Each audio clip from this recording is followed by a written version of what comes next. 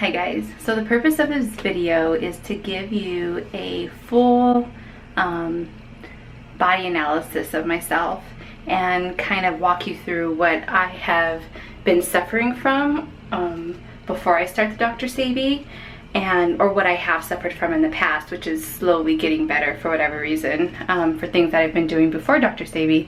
But really I just wanted to document my body analysis, as I'm calling it, to give you guys an idea. And then after I'm done, I will do another one for the after the Dr. Sebi. So like I said before, you never want to do any type of big cleanse such as Dr. Sebi for weight loss purposes. That'll get you nowhere. You know, basically it just sets you up to going back to eating the way you were eating right after, you know, it's all done. So you want to take on the Dr. Sebi with the thought of, I'm going to do this as a life overhaul, and I'm going to keep this up as a lifestyle change, and a benefit may be weight loss, but don't do it for weight loss purposes. So with that being said, my skin currently, it's not terrible breakout. So my skin tends to break out. If you guys watch any of my family fun vlogging videos, you'll notice the videos I posted, you know, June, July, that I had really bad breakouts all along my cheeks, under my lip, above my lip, my chin, you know, all the way up my forehead, but mostly you'll notice on my cheeks I had a lot of scarring, and that was because I was breaking out from stress, mostly because we were moving, selling our house in Colorado, moving to Texas. So it's cleared up tremendously because the stress levels have gone down. I've tried to clean up my eating a little, but not a ton. You know, I was still consuming caffeine through soda, through coffee. I completely have eliminated all carbs, or excuse me, all gluten products and dairy, just because I got tested and I'm actually allergic. I have a positive allergic reaction to those types of foods. So that's been out of my system since November of last year. But anyway, my skin is cleared up tremendously. Unfortunately, I have the type of skin where I am left with scars after I break out. So I'm really trying to find something amazing that can help my scar. Trying to find something that can help my skin turn the cells over so that my breakouts don't leave such dark scars after, you know, if I broke out. But first of all, I'm trying not to break out in the first place, so let's start there. Second, this has happened within the past 2 months that I've been here in Texas. I usually have very bright white gleaming teeth. I have really strong enamel, no cavities. I'm lucky enough to have that type of teeth. But if you can see, I don't know if you can, I have discoloration at the tips of my teeth. I've never had that. If you can see it.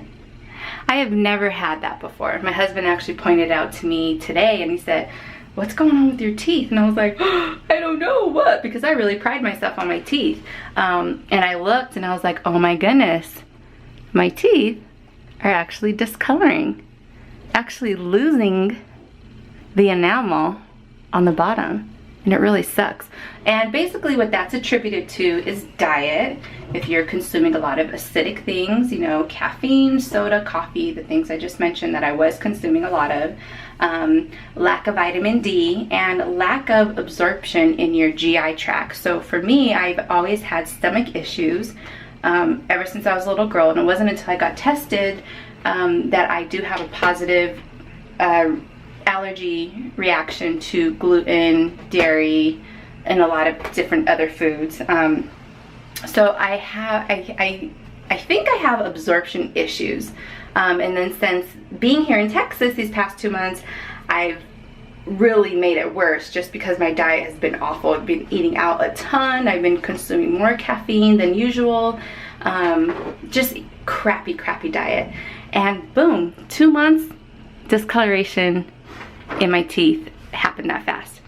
So moving on, I don't consider myself a workout fanatic chick, but I'm trying. I consider myself I'm attempting to do better each day, a workout kind of girl. So yeah, I have my body issues, and this is just on the outside, you know. Cellulite is a big thing for me. I've never ever had this on me, ever. Just the past couple years, I've always had a really slim waistline. So that's new. And then kind of turning to, you know, look at the back of me. Same thing, I've never really had this back, you know, fat stuff going on. But again, same thing. It's because lack of exercise, not so great diet. I can't, you know, take anything away from that. And then also you'll see my lovely cellulite on, I call them the saddleback part, right above, you know, right below my butt, my upper thigh. I struggle with that a lot. Again, this only happened in the past 2 years. I've never ever had this issue. And usually it would disappear, you know, within a couple months of me eating really healthy. Well, it's not disappearing.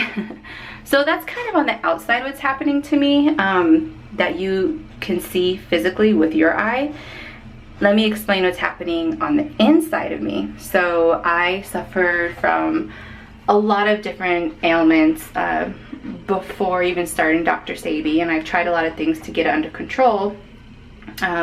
Most recently, like I said, the being allergic to wheat, gluten, dairy, some types of beans, and you know, I tested positive for it and I cut it out, and I've shown a big, huge difference in that.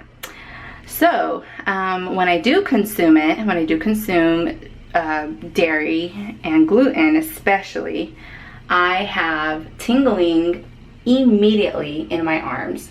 Immediately constant tingling in my arms. I suffer from really bad headaches. I have vaginal itching. I'm moody, I'm irritable, I'm, you know, just groggy. Yeah, a lot of things happen instantly as soon as I consume it. So that's gone. I don't even mess with that. I don't want to mess with it, put my body through that anymore. Sugar. I was doing pretty well in Denver, not consuming a lot of sugar, and then I came out here and I consumed sugar like crazy on a daily basis. And right away I was getting headaches because my body was, you know, I guess I was getting headaches. Vaginal itching. The sugar really doesn't break down well in my GI tract, so it was forming a lot of yeast, which, you know, yeast forms in your gut, and it was expelling through my vagina, which happens in women, and a lot of men too suffer from you know, yeast type of issues from the overconsumption of sugar and wheat, gluten. So I noticed a big difference in that. Bloating, oh my gosh, you guys. Some days I'm gonna poke my tummy out like that, but some days my tummy would be distended. I mean, far. It would look like I was pregnant because the bloating was just awful. The bloating was terrible. Gassy, you know, anything I ate made me gassy. So I wouldn't want to eat anything because I was so uncomfortable with being bloated and gassy.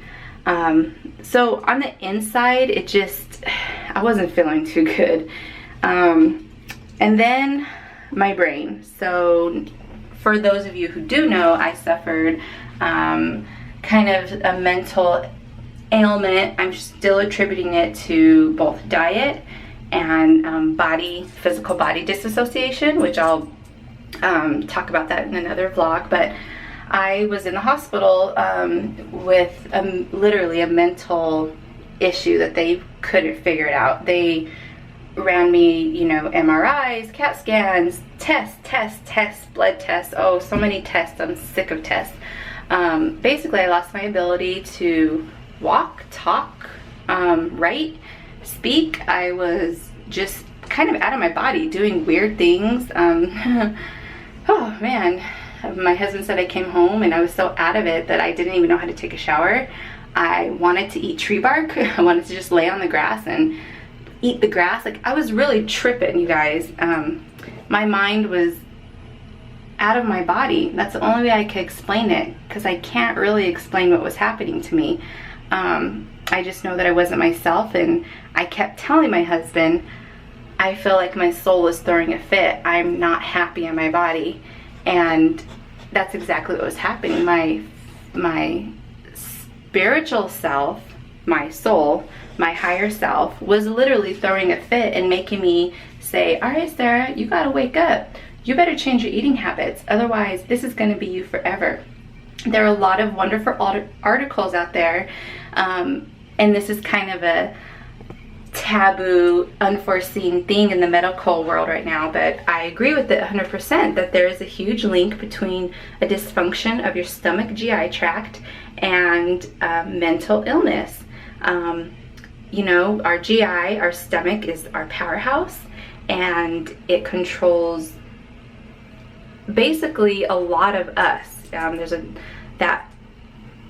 that good bacteria in us, if it's not taken care of, could literally travel up to the brain and start affecting the neurons. And for me, I truly believe that was happening, along with you know, a lot of other things that was happening in my life. I wasn't doing what was making me happy, so my soul started throwing a fit and was like, okay, well, you don't need to be here, so we're gonna stop you right now so you don't pursue in this career and get stuck, because this isn't what you're supposed to be doing. So I quit, but I will again follow that up with another video if you guys are interested more about that. I'd love to share my story.